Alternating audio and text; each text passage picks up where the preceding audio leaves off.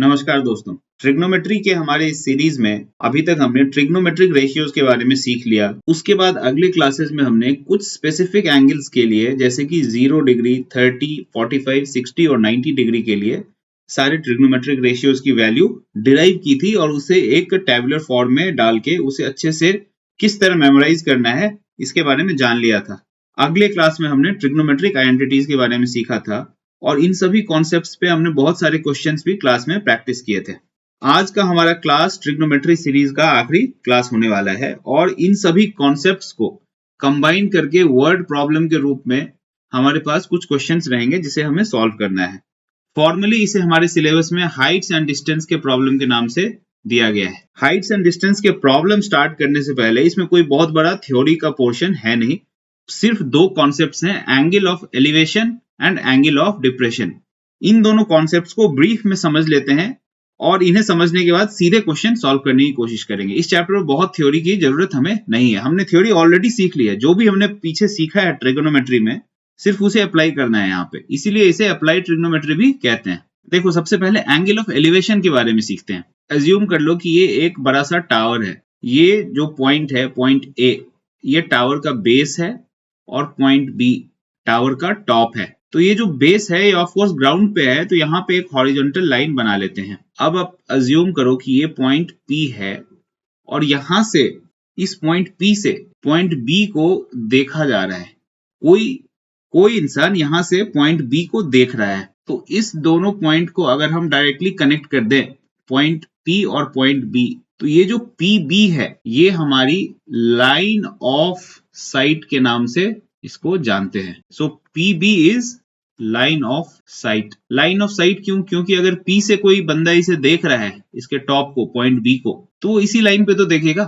इसे line of site बोलते हैं। और ये जो एंगल ए पी बी है, इसे अगर आप अल्फा बोलो तो ये angle alpha angle of elevation कहा जाता है। तो यही हुआ हमारा एंगल ऑफ एलिवेशन। ये एंगल अल्फा क्या है? Angle A P B.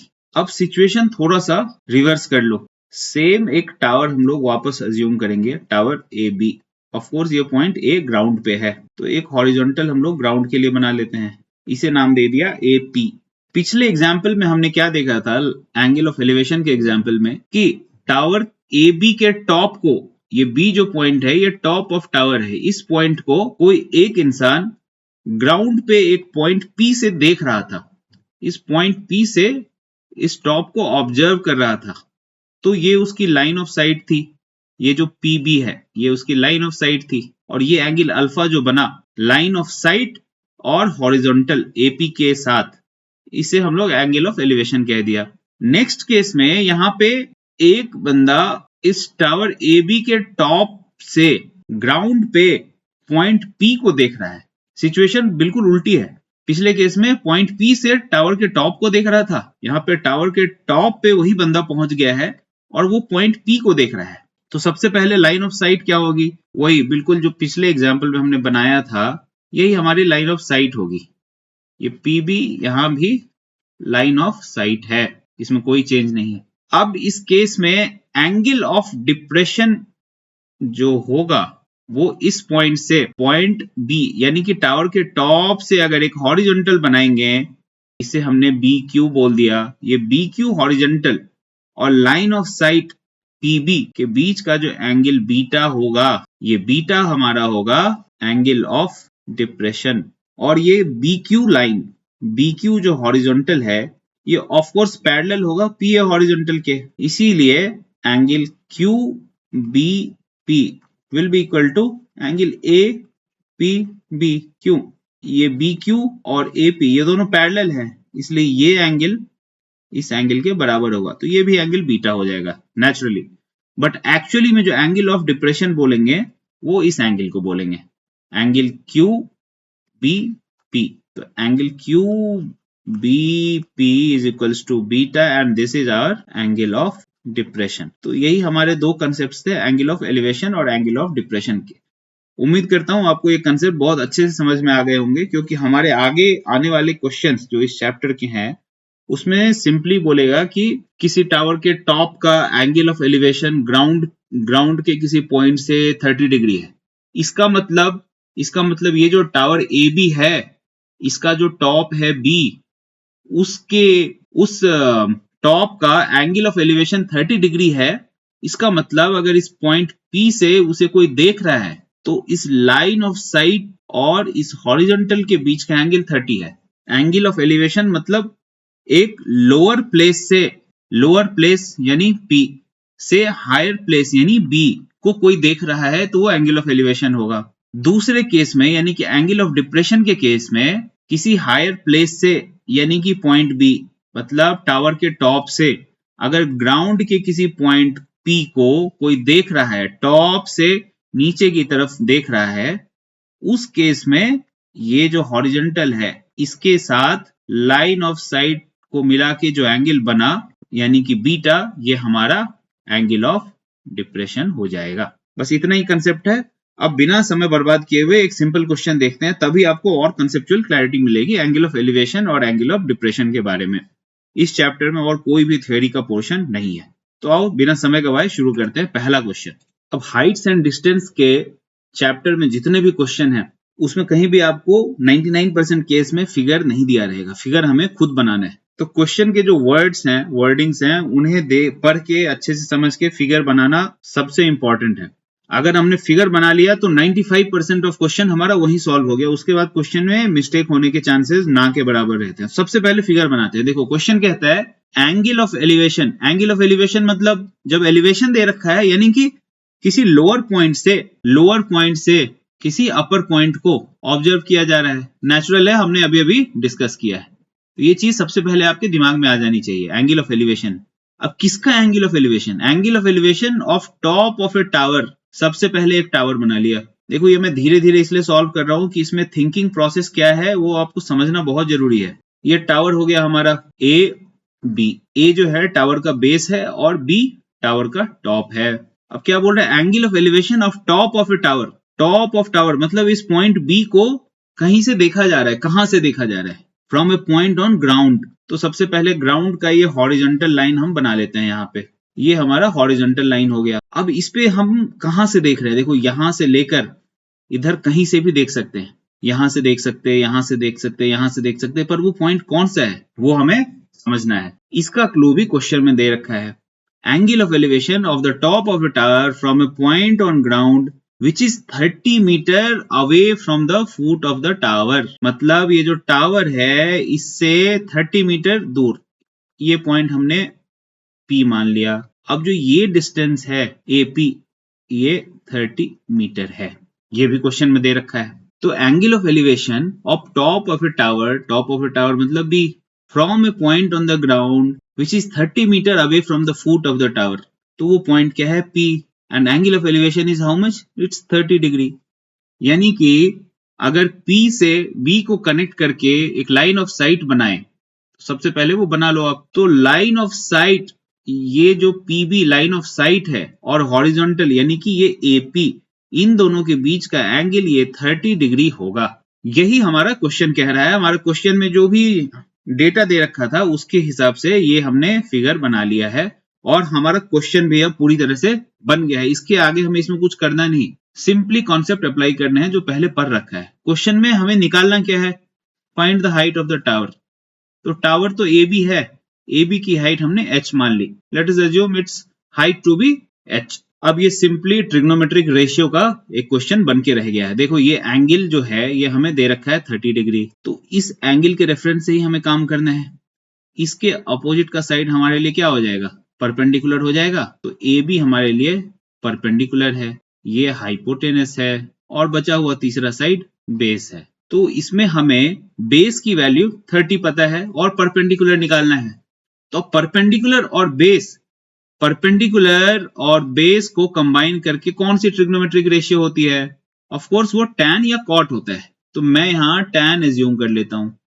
tan of 30 degree, इस एंगल का tan रेशियो निकालना है। Angle 30 degree is nothing but perpendicular by base. Perpendicular क्या है हमारा? A B, this is perpendicular. Base क्या है? A P. अब tan 30 की वैल्यू हमने अच्छे से डिराइव की थी अब उस चैप्टर को याद करो, अगर नहीं देखा है तो पीछे जाके वो वीडियो देखो, प्लेलिस्ट में आपको मिल जाएगा। tan 30 की वैल्यू है 1/√3। AB की वैल्यू हमें निकालनी है, यही हमारा क्वेश्चन है। इसे हमने h एज्यूम कर लिया है, टावर की हाइट जो है h है, AP की वैल्यू 30 मीटर है। तो इसे अगर आप सॉल्व करोगे तो h विल कम एज 30/√3। इसको न्यूमरेटर और डिनोमिनेटर को √3 से मल्टीप्लाई कर दो, तो ये हमारा क्या आ जाएगा, 30/√3 into √3, that is 3 into √3। So this will be 10√3 metre. इसीलिए height of tower A B हमारे लिए डिराइव हो गया 10√3 मीटर। बहुत ही बेसिक कंसेप्ट के को अच्छे से एक्सप्लेन करते हुए टाइम लेके मैंने ये क्वेश्चन आपको समझाया है। उम्मीद करता हूँ इस क्वेश्चन में कोई भी डाउट किसी को नहीं होगा। ये बेसिक कंसेप्ट अगर समझ गए तो आगे जो थोड़े से टिपिकल और थोड़े डिफिकल्ट प्रॉब्लम्स भी हाइट्स एंड डिस्टेंस के आएंगे वो हम बहुत आसानी से सॉल्व कर लेंगे। तो बढ़ते हैं अगले क्वेश्चन की तरफ। देखो अगला क्वेश्चन आपको अपने सामने दिख रहा होगा। क्वेश्चन में ही सारी इंफॉर्मेशन है जिसके बेसिस पे हमें फिगर बनाना है। तो सबसे पहले फिगर बनाते हैं। पहला क्या कह रहा है, फ्रॉम टॉप ऑफ ए हिल। हिल को हम लोग एक वर्टिकल लाइन से रिप्रेजेंट करते हैं फिगर में। देखो एक वर्टिकल लाइन बना लिया, ये हमारा हिल हो गया A B. Angle of depression, देखो एंगल ऑफ, पिछले क्वेश्चन में एंगल ऑफ एलिवेशन था, यानी कि लोअर पॉइंट से हायर पॉइंट को देखा जा रहा था। इस केस में एंगल ऑफ डिप्रेशन है, इसका मतलब किसी हायर पॉइंट से लोअर पॉइंट को देखा जा रहा है। तो ये ऑब्वियस है, ये डेटा हमने यहां से डिराइव कर लिया। किस पॉइंट का एंगल ऑफ डिप्रेशन है, कहां से देखा जा रहा है, वो तो सबसे पहले लाइन में ही क्लियर है, फ्रॉम टॉप ऑफ ए हिल। यानी कि ये जो ए बी हमने हिल बनाया, इसका टॉप ए है, यहां से देखा जा रहा है। किस चीज को देखा जा रहा है, 2 consecutive kilometre stones. Kilometre stones मतलब मील के पत्थर, माइल स्टोन्स। अगर आप हाईवे पे ट्रैवल कर रहे हो तो आपको हर थोड़े थोड़े दूर पर दिखता रहेगा कि अभी मान लो एक जगह है लखनऊ, अभी 300 किलोमीटर है। एक आपने 20 किलोमीटर ट्रैवल कर लिया तो दिखेगा कि लखनऊ 280 किलोमीटर है। ये सभी मील के पत्थर होते हैं। यहाँ पे 2 कंसेक्यूटिव किलोमीटर स्टोन्स दिया है। तो किलोमीटर स्टोन्स जो है, सबसे पहले हमने ये हॉरिजॉन्टल बना लिया बी से। अब 2 कंसेक्यूटिव किलोमीटर स्टोन्स हम लोग कहीं भी एज्यूम कर सकते हैं। पहला किलोमीटर स्टोन यहां मान लिया ए। अब दूसरा किलोमीटर स्टोन हमें हिल के, ये जो हिल है ए बी, इसके एक ही तरफ 2 मानने हैं या हम लोग इस तरफ को दूसरा किलोमीटर स्टोन माने, इसकी जानकारी अगले लाइन में दी हुई है।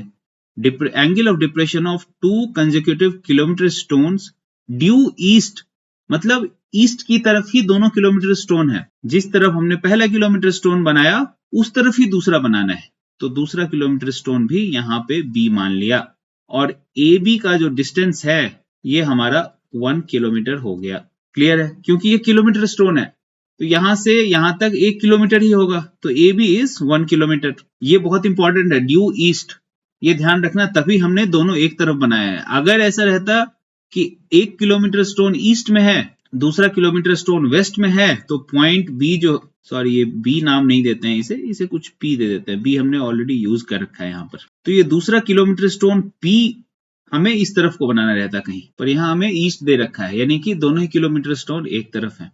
अब इन दोनों पॉइंट पी और ए, ये 2 किलोमीटर स्टोन्स का एंगल ऑफ डिप्रेशन 30 और 45 डिग्री है। कहां से, फ्रॉम टॉप ऑफ हिल, यानी कि पॉइंट ए से इन दोनों का angle of depression 30 and 45 degree है। सबसे पहले इन दोनों पॉइंट से टॉप ऑफ हिल का लाइन ऑफ साइट बना लेते हैं। अब एंगल ऑफ डिप्रेशन समझने के लिए एक हॉरिजॉन्टल हमें टॉप ऑफ द हिल से भी बनाना होगा। क्वेश्चन में क्या दे रखा है कि एंगल ऑफ डिप्रेशन इन दोनों पॉइंट का 30 और 45 डिग्री है। तो ये एंगल हमारा 30 डिग्री हो गया, ये एंगल हमारा 45 डिग्री हो गया। अब सिंस ये वाला जो हॉरिजॉन्टल है इसे हम लोग ए क्यू बोल देते हैं। ये ए क्यू ऑफ कोर्स ये बीपी के पैरेलल है, तो ये अगर 30 है तो ये भी हमारा 30 डिग्री होगा, और ये एंगल अगर 45 है तो ये वाला एंगल भी 45 डिग्री होगा। ये वाला एंगल भी हमारा 45 डिग्री होगा, इसमें कोई डाउट नहीं है। हमें निकालना क्या है, अब last part of the figure, height of the हिल हमें फाइंड आउट करना है। तो हिल क्या है, ए बी, इसकी हाइट हमने h एज्यूम कर ली। तो हमने ए बी को अज्यूम कर लिया है कि h है। हमारा एंगल ए पी बी, ये वाला एंगल ये 30 डिग्री है, एंगल ए, ये पॉइंट जो ए है ये 2 बार हमने यूज कर लिया, यहाँ पे भी ए है और यहाँ पे भी ए है। इस ए को हम लोग चेंज कर देते हैं, इसे आप कुछ एक एस नाम दे दो। एंगल ए, एस और बी ये 45 डिग्री है। हाइट ऑफ द हिल हमने एच एज्यूम कर लिया है। हमें निकालना है इस एच की वैल्यू। हमें दिया हुआ है पी एस, ये भी ऑलरेडी क्वेश्चन में दे रखा है। पी एस इज 1 किलोमीटर और ये 1000 मीटर। कुछ भी यूज करके आप सॉल्व कर सकते हो। इस क्वेश्चन को सॉल्व करने के लिए ये जो बी एस है, इस लेंथ को हमने एक्स एज्यूम कर लिया। देखो अब ये क्यों एक्स एज्यूम किया है, ये हमें चाहिए ही क्यों आखिर ये बी एस। इस क्वेश्चन में हमें एच की वैल्यू निकालनी है अल्टीमेटली। पर आप देखो क्वेश्चन में हमें 2 एंगल दे रखे हैं 30 एंड 45, तो 2 ट्राइंगल का हमें इस्तेमाल करना होगा। ट्राइंगल ए पी बी और ये 45 डिग्री के लिए ट्राइंगल ए एस और बी। तो 2 ट्राइंगल हैं, ट्राइंगल ए एस बी में समहाउ हमें बी एस लेंथ का भी यूज करना होगा। तो हमारे पास ऑफकोर्स 2 वेरिएबल हैं, तो 2 वेरिएबल हैं, 2 ट्राइंगल हैं, तो 2 ट्रिग्नोमेट्रिक रेशियो का यूज करके 2 इक्वेशन आएगा जिसे हमें सॉल्व करना है। ये मोटा मोटा एक आइडिया हमें यहाँ से लग गया है। अब इसके बाद इसे सॉल्व करना बहुत ही इजी है, तो आप सॉल्व करते हैं। सबसे पहले हम लोग अब फोकस करेंगे in triangle A P B. देखो ए पी बी ट्राइंगल में ए बी जो साइड है उसकी वैल्यू h है और पी बी जो साइड है उसकी वैल्यू 1 प्लस एक्स है। ये बी एस की वैल्यू हमने x एज्यूम कर ली है। तो ये परपेंडिकुलर यानी कि ए बी और बेस यानी कि पी बी, इन दोनों को एक साथ रिलेट करता हुआ कौन सा ट्रिग्नोमेट्रिक रेशियो होता है, वो होता है tan। तो tan ऑफ 30 डिग्री अगर हम लेंगे तो 30 डिग्री के ऑपोजिट वाला साइड यानी ए बी वो हमारा परपेंडिकुलर है। तो tan 30 is perpendicular by base, perpendicular is A B, base is P B. A B की वैल्यू हमने h एज्यूम कर लिया है और यही हमें निकालना है। पी बी की वैल्यू क्या होगी, P S plus S B. P S की वैल्यू 1 किलोमीटर है और एस बी की वैल्यू हमने x किलोमीटर अज्यूम कर लिया है। तो tan 30 is nothing but 1 by root 3 is equals to h by 1 plus x. h root 3 is equals to 1 plus x.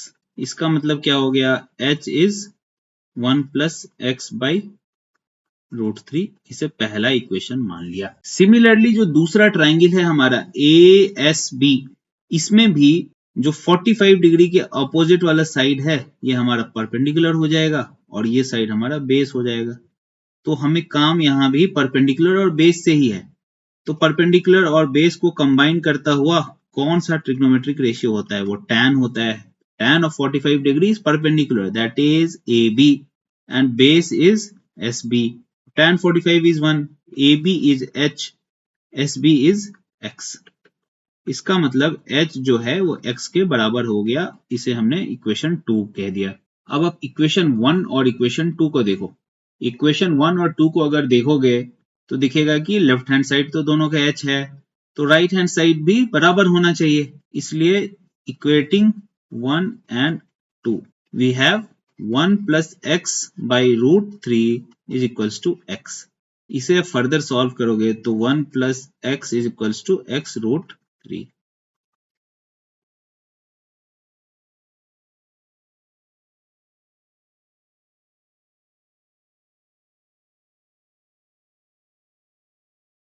इसीलिए x की वैल्यू क्या आ जाएगी, 1 बाई रूट 3 माइनस 1। इसे रैशनलाइज कर दो, न्यूमरेटर और डिनोमिनेटर दोनों को रूट 3 प्लस 1 से मल्टीप्लाई कर दिया।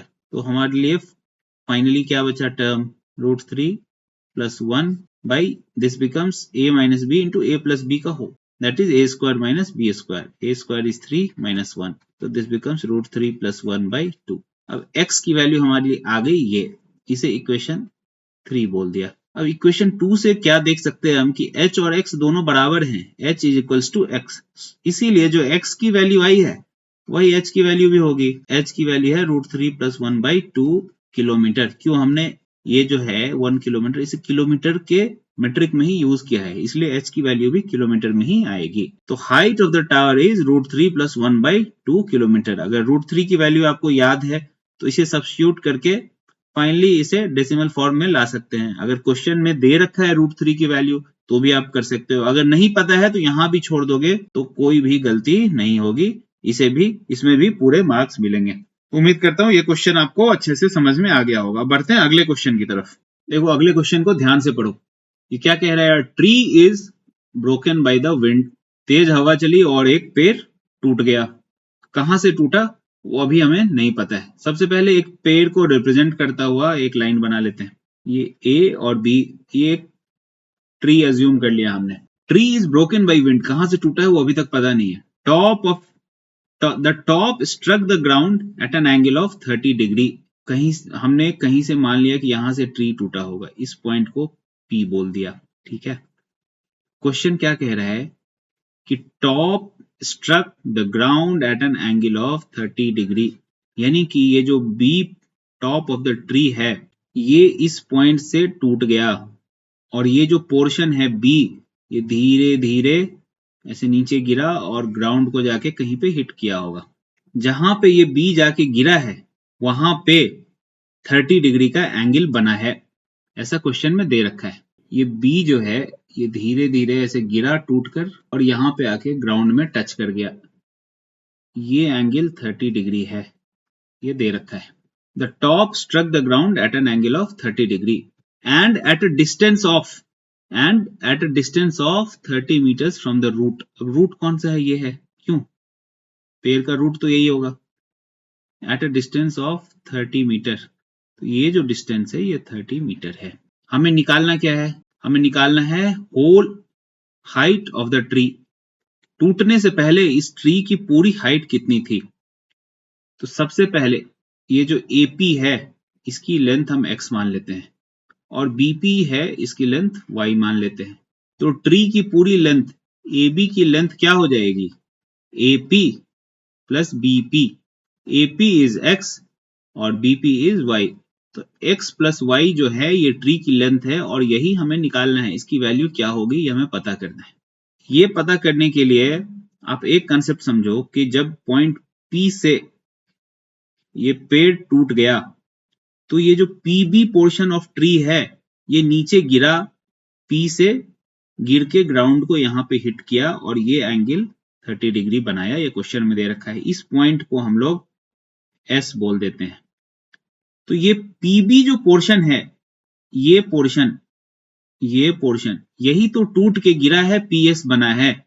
तो अगर इसकी वैल्यू y है, इसकी लेंथ y है, तो PS की भी लेंथ y ही होगी। क्यों, क्योंकि ये PB पोर्शन ही तो गिर के PS हो गया है। तो अब देखो ये जो ट्राइंगल है, इन ट्राइंगल APS, इसमें हमें AP की वैल्यू x पता है, एज्यूम कर लिया हमने। PS की वैल्यू y एज्यूम कर लिया है और AS जो है वो 30 मीटर दे रखा है। एंगल PSA 30 डिग्री दे रखा है और ये ऑफ कोर्स 90 डिग्री होगा। तो हमें निकालना क्या है, x और y दोनों की वैल्यू निकाल लेंगे और उन दोनों का सम कर देंगे तो ट्री की लेंथ आ जाएगी। अब कौन सा ट्रिग्नोमेट्रिक रेशियो यूज करना है वो आप ध्यान दो। देखो दो वेरिएबल्स हैं x और y, तो डेफिनेटली हमें दो इक्वेशंस की जरूरत पड़ेगी। दो इक्वेशंस यानी कि दो ट्रिग्नोमेट्रिक रेशियो यूज करने होंगे। सबसे पहले हम लोग ये x और 30 इन दोनों को कंबाइन करके अगर एक ट्रिग्नोमेट्रिक रेशियो दिमाग में लाते हैं तो कौन सा होगा, रेफरेंस एंगल हमारा 30 है तो इसके अपोजिट वाला साइड ये परपेंडिकुलर होगा। ऑफ कोर्स ये वाला साइड बेस होगा और ये वाला साइड हाइपोटेनस होगा। तो अब 30 डिग्री किस ट्रिग्नोमेट्रिक रेशियो का 30 डिग्री लेंगे तो परपेंडिकुलर और बेस होगा, of course that will be tan। So tan of 30 degree is perpendicular, that is AP by base, that is AS। AP क्या है x, AS क्या है 30। tan 30 is 1 by root 3 is equals to x by 30। तो x हमारे लिए क्या हो गया 30 by root 3।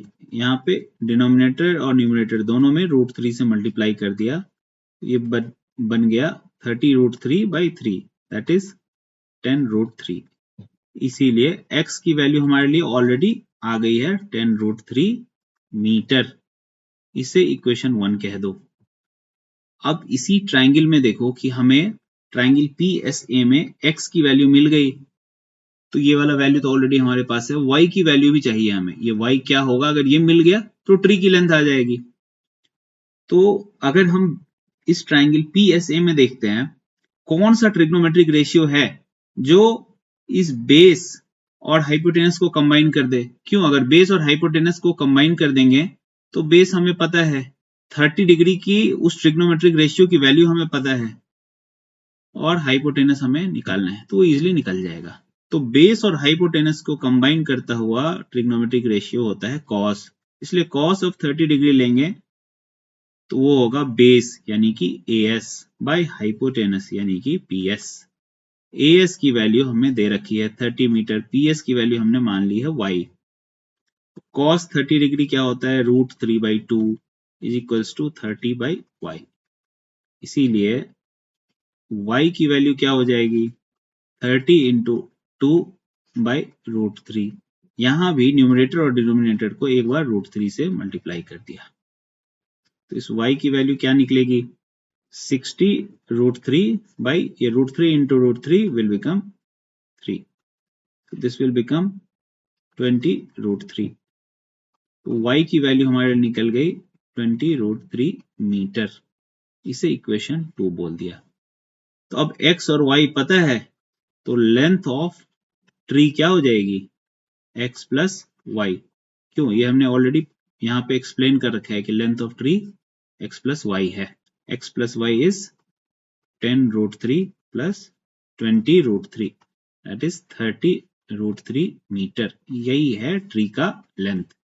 देखो ये सिंपल क्वेश्चन है, फिगर बनाना सबसे इंपॉर्टेंट। अगर फिगर में कोई गलती कर दी तुमने तो क्वेश्चन कभी नहीं बनना है, हमेशा वो गलत आंसर आएगा। फिगर बनाने पे ध्यान दो, बाकी के काम पहले जो भी कंसेप्ट हमने सीखे हैं वो बहुत अच्छे से सीखे हैं, कोई दिक्कत नहीं आएगी, फिगर साफ साफ बनाना है। अब बढ़ते हैं अगले क्वेश्चन की तरफ। देखो अगला क्वेश्चन क्या कह रहा है, 2 pillars of equal height on either side of a road which is 100 metre wide. यहां पे क्या कह रहा है, एक रोड है, सबसे पहले एक 100 जो कि 100 मीटर वाइड है, तो सिंपली एक हॉरिजॉन्टल लाइन बना लिया AB।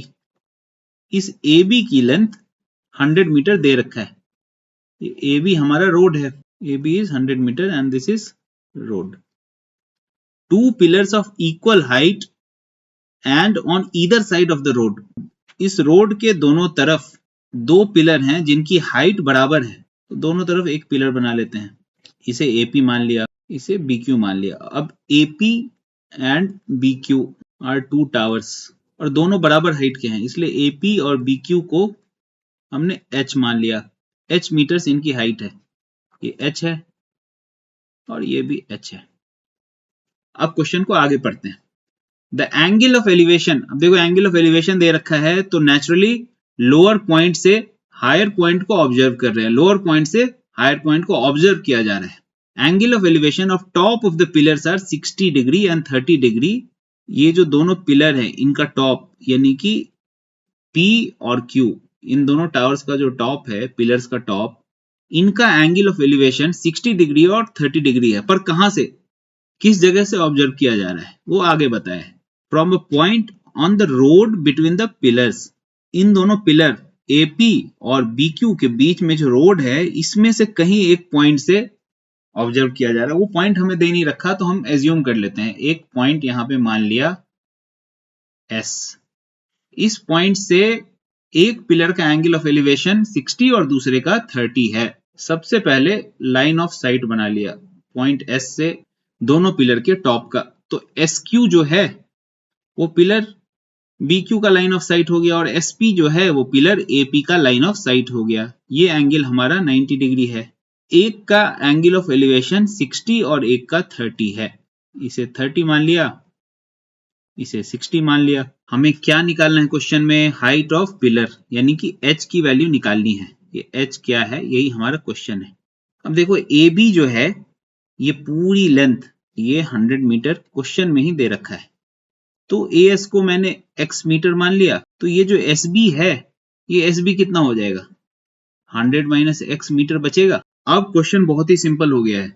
देखो दो वेरिएबल हमारे सामने हैं, H है और X है, और दो ट्राइंगल है, दो एंगल ऑफ एलिवेशन दे रखे हैं, सिंपली हमें दो इक्वेशन बनाना है, उसमें से x को एलिमिनेट करके h की वैल्यू निकाल देनी है।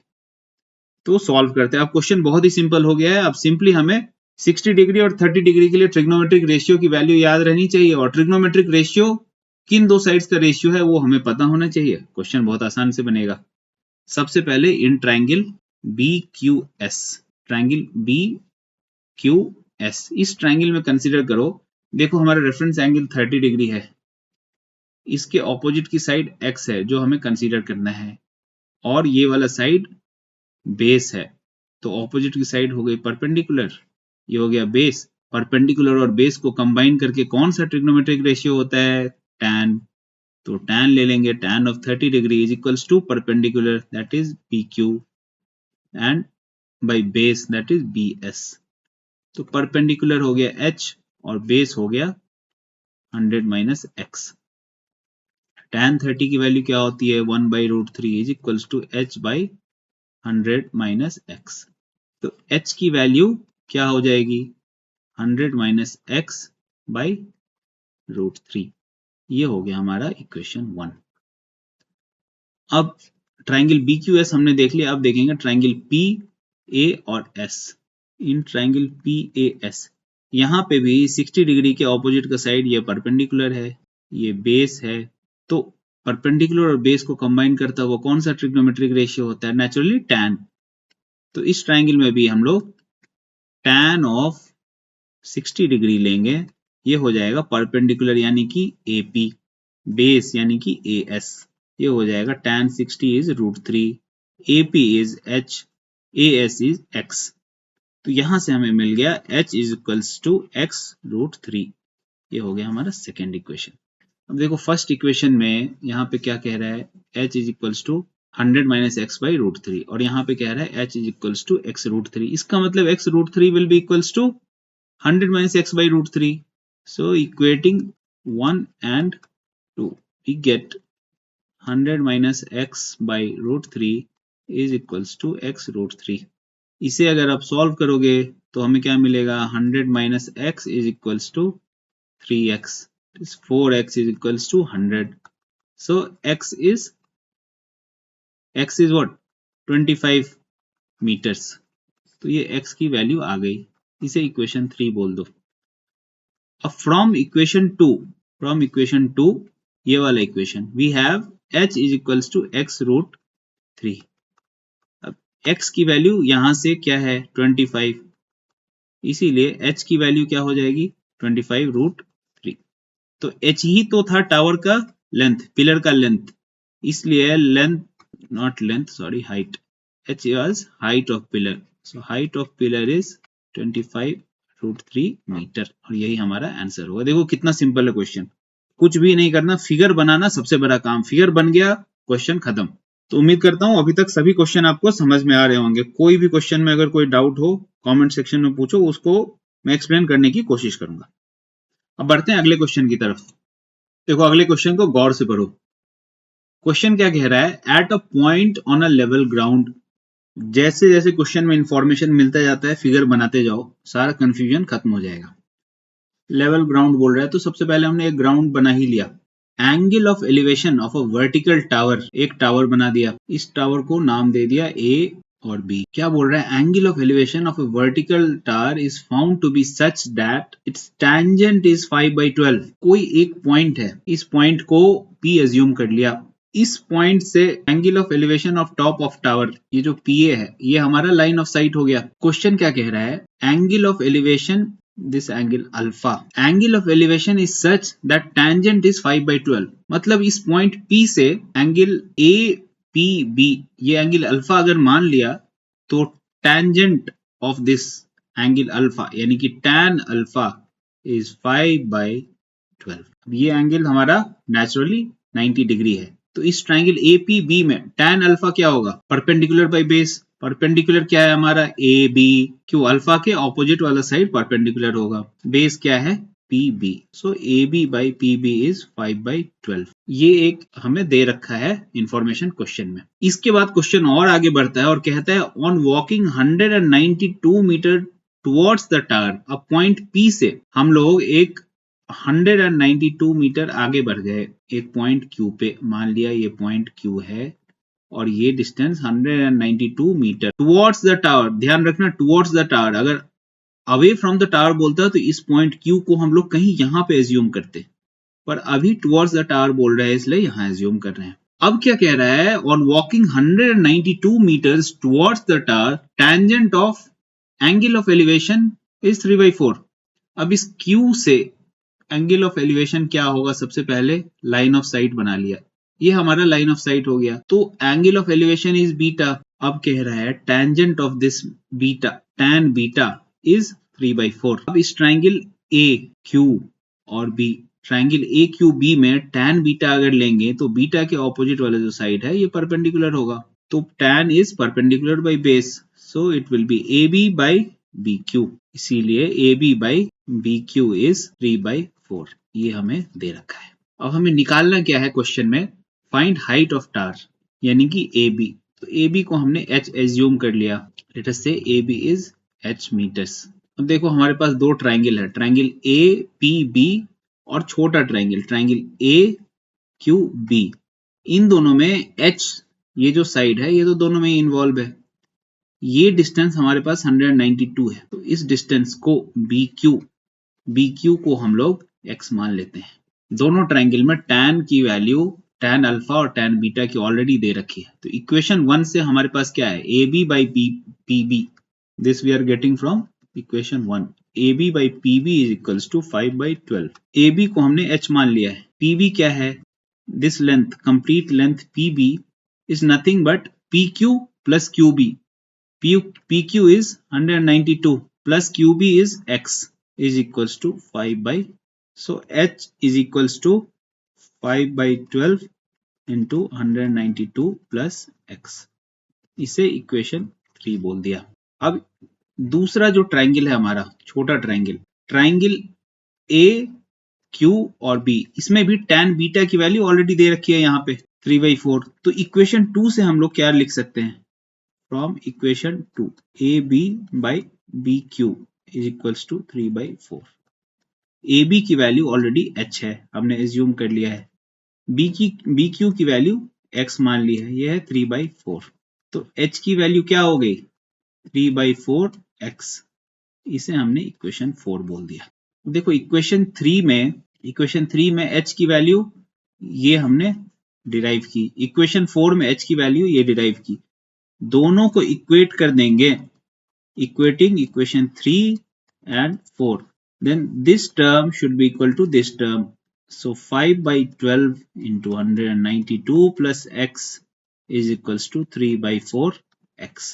इसे सिंप्लीफाई करो, so this will become 5 into 192 plus 5x is equals to, ये 3 इधर को मल्टीप्लाई हो जाएगा 9x, so 4x is equals to 5 into 192, इसलिए x की वैल्यू क्या होगी 5 into 192/4, x की वैल्यू क्या होगी 5 into 48, x is 240 मीटर्स। इस x की वैल्यू को अगर हम लोग इक्वेशन 4 में सब्स्टिट्यूट कर दें, इक्वेशन 4 से हमारे पास क्या एक्सप्रेशन है, h is equals to 3/4 into x, so h will be 3/4 into x, x की वैल्यू क्या है, यहाँ से 240 हमने ऑलरेडी निकाल ली है, so h will be 180 meters, और यही हमारा आंसर होगा, यानी कि height of the tower AB is 180 meters। देखो बहुत सिंपल क्वेश्चन है। देखो अगला क्वेश्चन कह रहा है angle of elevation of a jet plane from a point A on ground is 60 degree. Simple है, एक प्लेन हवा में उड़ रहा है, ग्राउंड पे किसी एक पॉइंट से उसका एंगल ऑफ एलिवेशन 60 डिग्री है।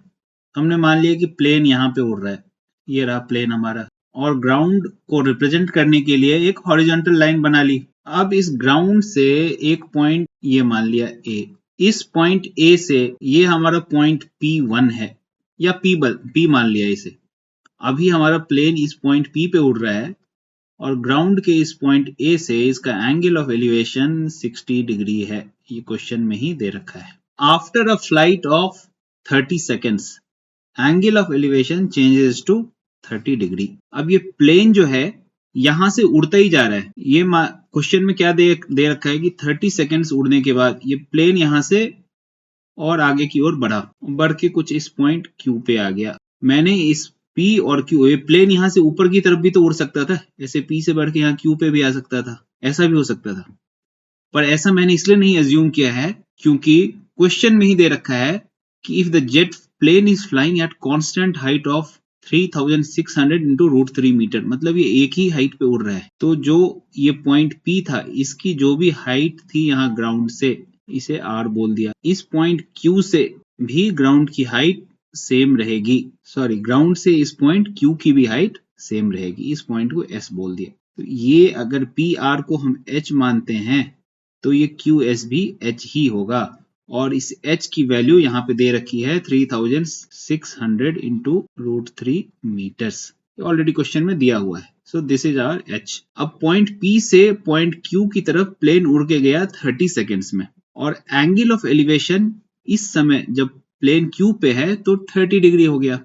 ये हमारे क्वेश्चन में ही दे रखा है। ये जो एंगल ऑफ एलिवेशन है ये 30 डिग्री है, और ये पहले वाला 60 डिग्री था, यानी कि angle PAS is 60 degree and angle QAS is 30 degree. PR और QS ये दोनों हाइट हैं जहां पे प्लेन फ्लाई कर रहा है। इसकी वैल्यू ऑलरेडी क्वेश्चन में ही दे रखी है 3600 into √3 मीटर। क्या निकालना है हमें? Find the speed of jet plane. देखो यहाँ पे आपका थॉट प्रोसेस क्या होना चाहिए, स्पीड ऑफ प्लेन निकालना है। स्पीड क्या होता है? Distance by time. ये मैं थॉट प्रोसेस समझाने की कोशिश कर रहा हूँ कि क्वेश्चन में देखो सपना थोड़ी है कि हम किस तरह से कौन सा ट्रिग्नोमेट्रिक रेशियो यूज करें, ये सोचना होगा आपको। Speed is distance by time. अब डिस्टेंस जो है उसके बारे में हमें कुछ मालूम नहीं, लेकिन ये जो टाइम है आप क्वेश्चन में देखोगे कि एक टाइम दे रखा है हमें 30 सेकेंड्स। इस 30 सेकेंड्स में प्लेन पॉइंट P से पॉइंट Q की तरफ पहुंच जाता है, P से उड़ के Q की तरफ जाता है। तो टाइम अगर हम 30 सेकेंड्स लेते हैं तो कॉरेस्पॉन्डिंग डिस्टेंस क्या होगा? PQ होगा। कॉरेस्पॉन्डिंग डिस्टेंस PQ होना चाहिए। इसका मतलब किसी तरह अगर हम PQ की वैल्यू निकाल लें, ये जो डिस्टेंस है PQ, इसकी वैल्यू निकाल लें, तो सिंपली डिस्टेंस में PQ की वैल्यू सब्स्टिट्यूट करेंगे, टाइम में 30 सेकेंड्स डाल देंगे, तो स्पीड हमारा मीटर पर सेकेंड में आ जाएगा।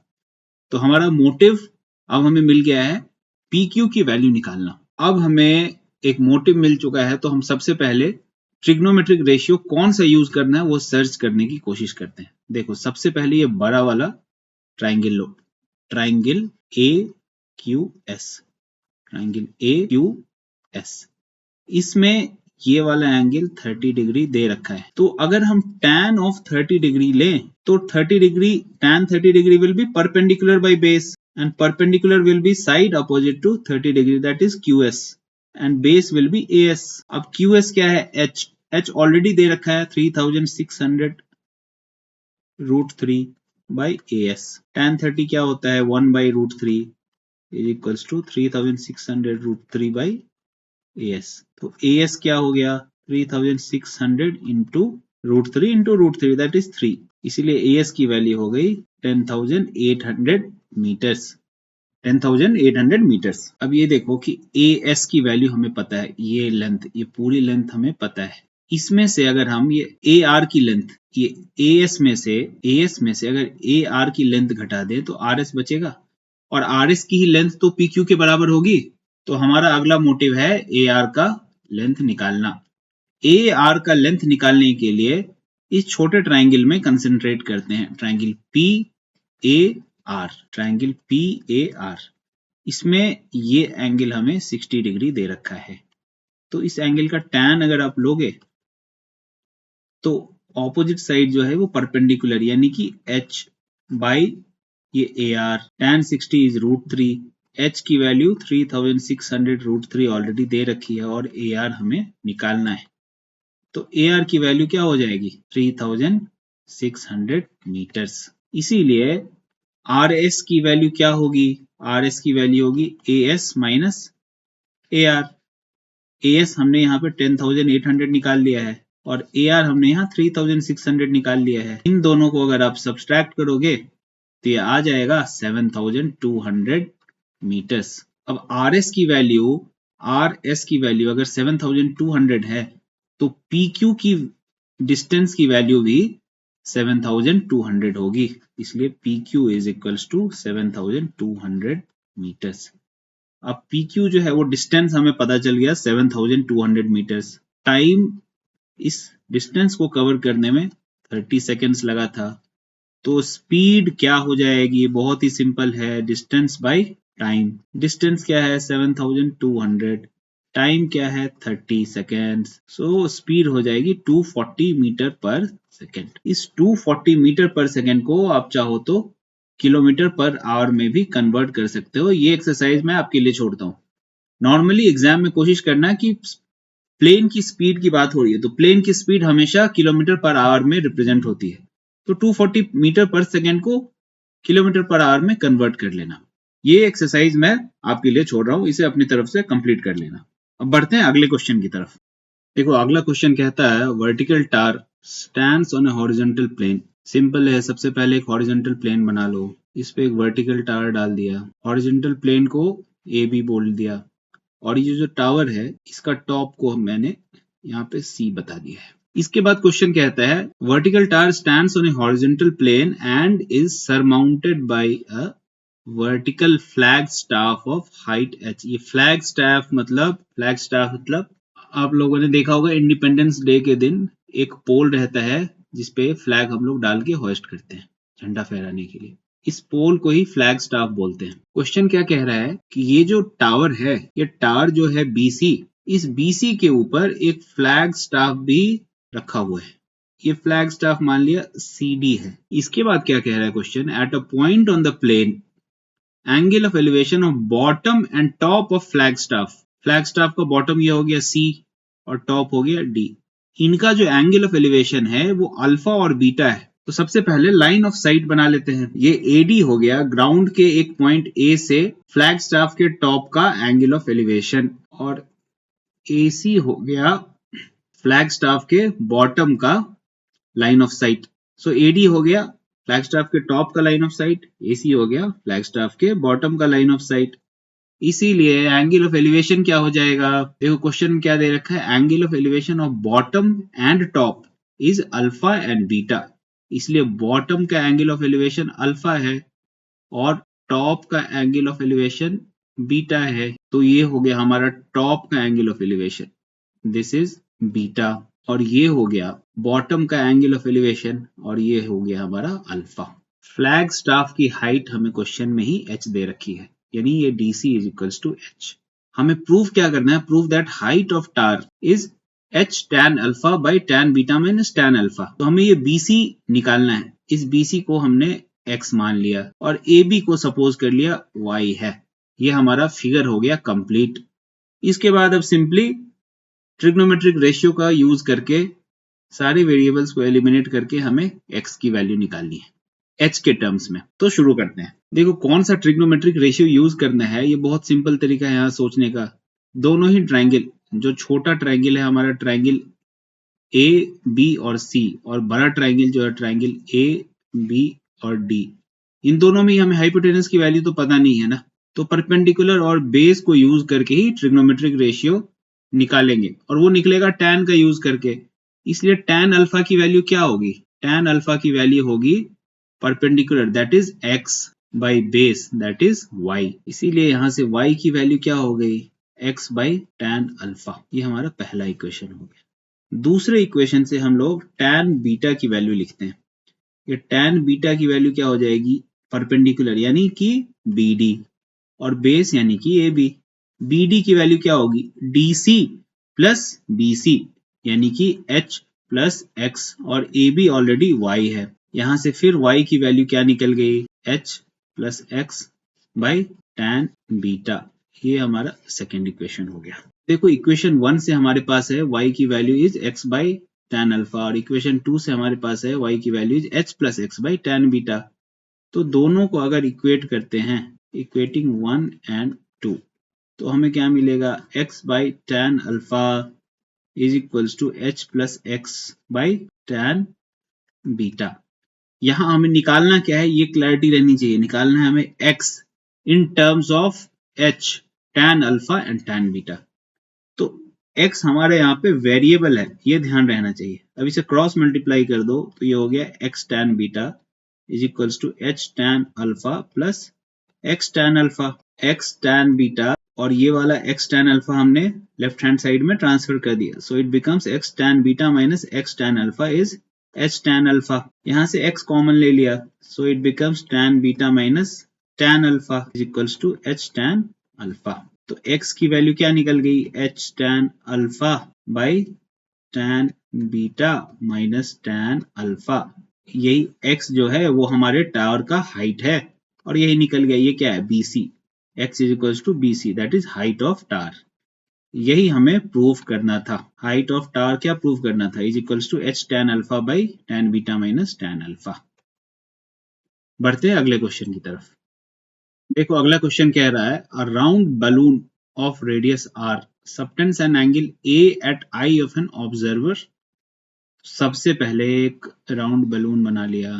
क्वेश्चन कह रहा है कि एक ऑब्जर्वर जो ग्राउंड पे है, यहाँ पे एक ऑब्जर्वर पी है, इसके आंख पर ये बलून एक अल्फा डिग्री का एंगल सबटेंड कर रहा है।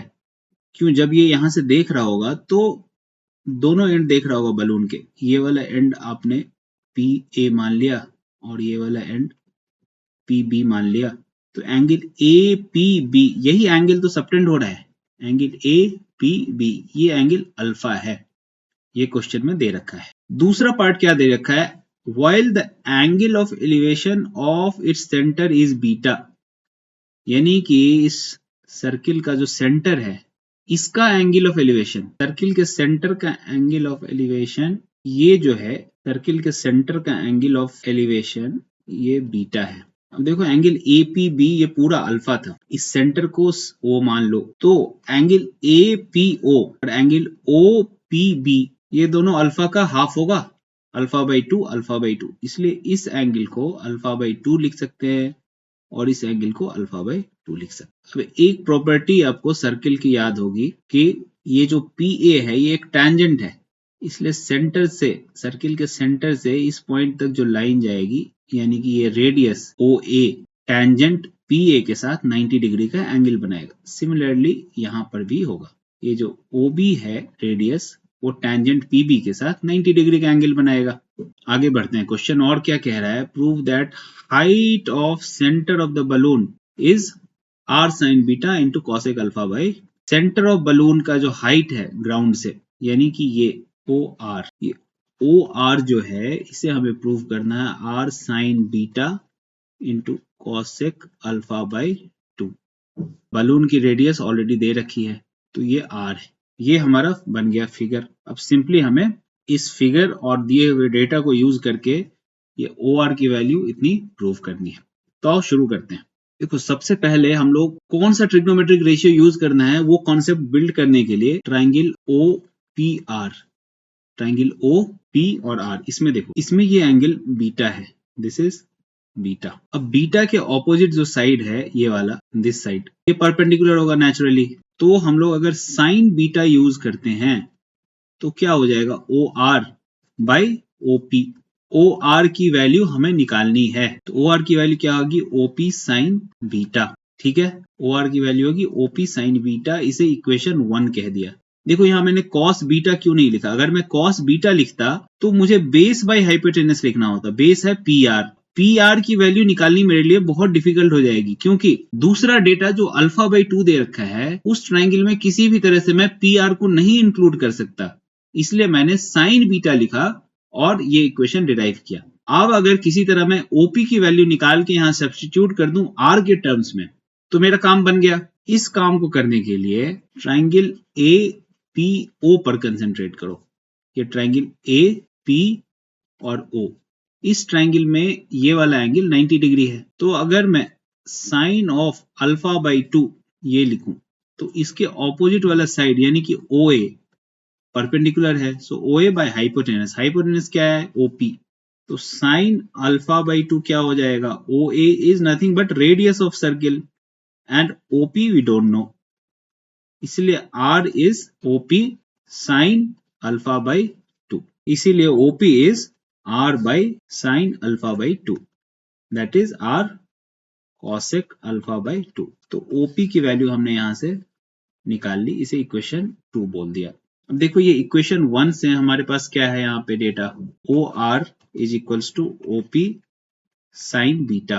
OP की वैल्यू यहाँ से निकाल दी, तो इसे यहाँ से सब्स्टिट्यूट कर देंगे यहाँ पे। सो R cosec alpha by 2 into sine beta, इसीलिए OR की वैल्यू हमने निकाल ली और यही हमें प्रूव करना था। OR क्या है, height of centre of balloon from the horizontal. OR ये हमें प्रूव करना था, इसके बराबर है, और वो हमने कर दिया। तो सिंपल से एग्जांपल है, देखो थोड़ा दिखने में कॉम्प्लिकेटेड लगता है, बट उसे देख के घबराना नहीं है। आपने अगर पहले के कंसेप्ट अच्छे से किए हैं तो सारे क्वेश्चंस बनेंगे। तो आज के क्लास में हमने हाइट्स एंड डिस्टेंस में एंगल ऑफ एलिवेशन और एंगल ऑफ डिप्रेशन का कंसेप्ट सीखा, और ट्रिग्नोमेट्री में जितने भी कंसेप्ट आज तक के क्लास में हमने सीखे थे उन सबको अप्लाई करके कुछ वर्ड्स प्रॉब्लम सॉल्व किया है। ये वर्ड्स प्रॉब्लम्स मैंने एग्जॉस्टिवली सेलेक्ट किया है कि ये लगभग सारे तरह के क्वेश्चंस को कवर करे, पर फिर भी इसमें कुछ क्वेश्चन जरूर छूटे होंगे।